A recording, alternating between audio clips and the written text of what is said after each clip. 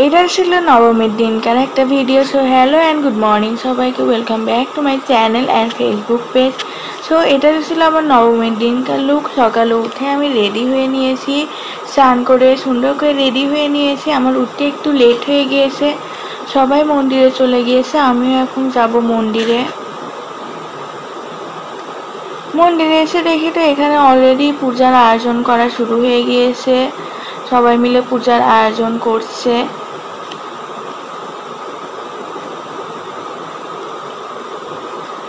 আমার বৌদি এখানে বসেছিল, যেহেতু দশমীর দিন অনেক দুবলা লাগবে তাই সবাই মিলে এখানে দুবলা বাড়ছিল। তারপর ঘরে এসে বাবা রেডি হলো, বাবার সাথে একটু ছবি তুলে তারপর আমি গেলাম আবার মন্দিরে। এইটা ছিল তো দুর্গা মায়ের লাস্ট ভোগ, মানে এটা নবমীর দিনকার লাস্ট ভোগ।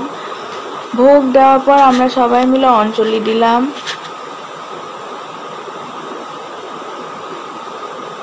আমি তো প্রত্যেক দিনই উপাস ছিলাম, যেহেতু বাড়ির পূজা। তারপর এখানে আমাদের হোম হয়, সেই হোমটাই হলো।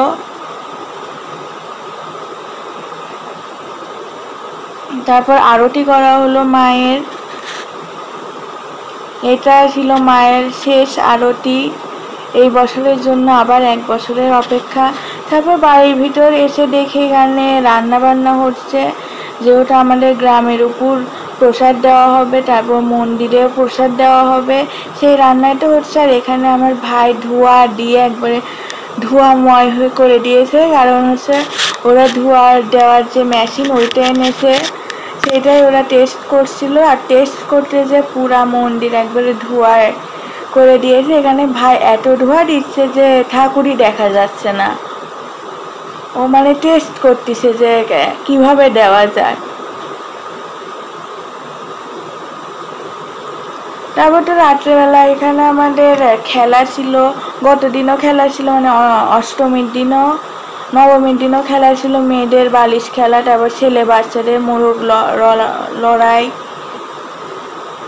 তারপর তো ছিল আমাদের মাদের হচ্ছে চামচ দিয়ে মার্বেল দৌড়, যেখানে আমার মা চতুর্থ হয়েছিল, একটুর জন্য থার্ড হতে পারে না। তারপর আমরা সব ভাই বোন মিলে ছাদে যে বাজি ফুটালাম, অনেক বাজি এনেছিল বাবা, সব আমরা ফুটিয়েছি সব ভাই বোন মিলে।